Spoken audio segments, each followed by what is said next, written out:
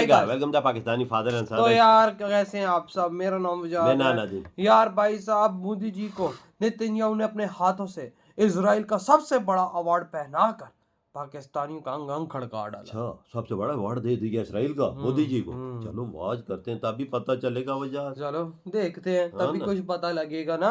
जब देखेंगे तो पता कुछ हाँ हमें ना। लगेगा। ऐसे तो क्या पता क्या है तो क्या बिल्कुल। नहीं है। वॉच करते हैं, स्टार्ट। कैसे प्रधानमंत्री नरेंद्र मोदी के इजराइल दौरे से पाकिस्तान की नींद उड़ी हुई है। मोदी जी को पाकिस्तानी पहला संसद रहे से लेकर भैया। पाकिस्तानी मीडिया भारत और इजराइल की दोस्ती को देखकर डर और देखो। दहशत में। इतनी बड़ी डेवलपमेंट हो गई है दुनिया में कि Indian prime minister Narendra Modi जो है वो इजराइल पहुंच गया और वहाँ पे जो है वो नेतन्याहू के साथ जफ्फियाँ डाल रहा है और पता नहीं क्या क्या वहाँ पे उन्होंने एक दूसरे के साथ गुफ्तगू करनी है, खुफिया भी और गैर खुफिया भी। और इसका पाकिस्तान जो है यहाँ पर हम जो है वो नोटिस ले रहे हैं नहीं ले रहे, हमें इस पर क्या बात करनी चाहिए। We feel your pain. We share your grief. India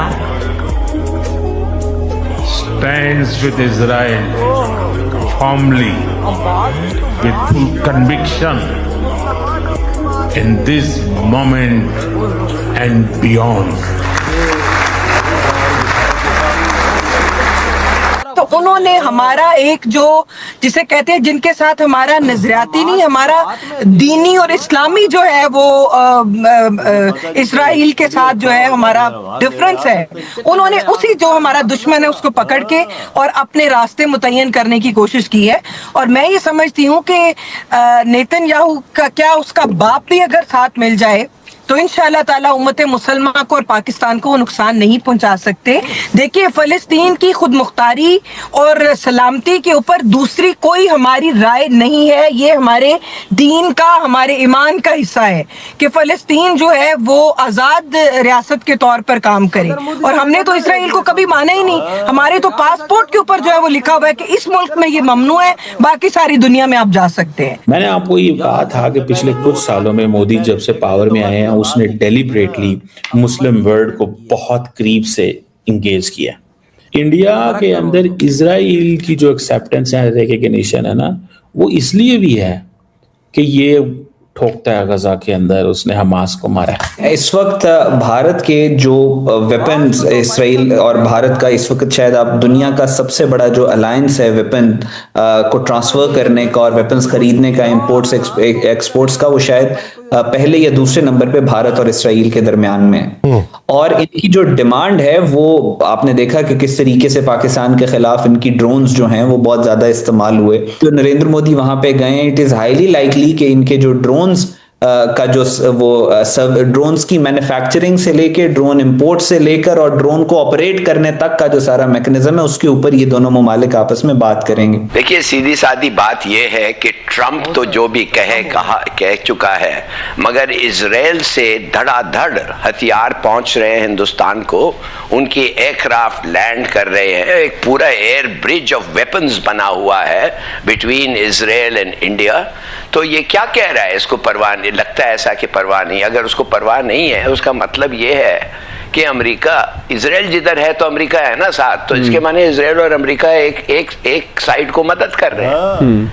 हम लोगों को कब ख्याल आएगा, हमें कब खबर आएगी कि अमेरिका जो है वो हिंदुस्तान के साथ हो गया है और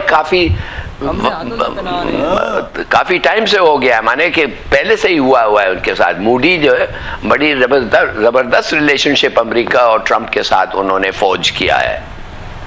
तो अब ये सोचना चाहिए कि हमारे दोस्त किधर हैं। ये वक्त वो है कि हमारे दोस्त भी आगे आए और हमें बताएं कि हम भी तुम्हारे साथ हैं। वो किधर हैं भाई? ईरान तो कह रहा है कि वो इंडिया भी हमारा भाई है और पाकिस्तान भी हमारा भाई है। तो अगर तुम्हारे दोनों और मैं आओ मैं कुछ ये ब्रोकरी करूंगा, गुडविल ये वो। देखिए, बात सीधी सादी है कि ऐसे मौके पे आपके दोस्त खड़े होने चाहिए। और अगर आपका पॉलिसी सक्सेसफुल होता तो अब तक आते लोग और कहते हम साथ खड़े हुए हैं। सऊदी अरेबिया क्या है, क्या कह रहा है सऊदी अरेबिया? आप लोगों ने ये हिंदुस्तान ने जाके कह दिया है कि इतने लोग मारे गए ना सबूत, नो एविडेंस। कोई आदमी भी उन्होंने अभी तक पकड़ा है कि नहीं? लोग पाकिस्तानी जो इंडियन जेल्स में हैं उनको निकाल रहे हैं, उनको मार रहे हैं और उनको सिखा रहे हैं कि ये कहो और वो कहो। भाई ये क्या हो रहा है हमारे साथ? देखिए सीधी सादी बात यह है कि हमारे पास बहुत सारा सबूत है कि हिंदुस्तान और अफगानिस्तान मिलके टीटीपी को हथियार देते हैं, उनको पनाह देते हैं, उनको प्लानिंग उधर करते हैं और फिर टीटीपी बॉर्डर क्रॉस करके आती है। सबको पता है कि हिंदुस्तान का हाथ है। हमने बार बार कहा है कि हिंदुस्तान का हाथ है। हमने अफगानियों को कहा है मत करो।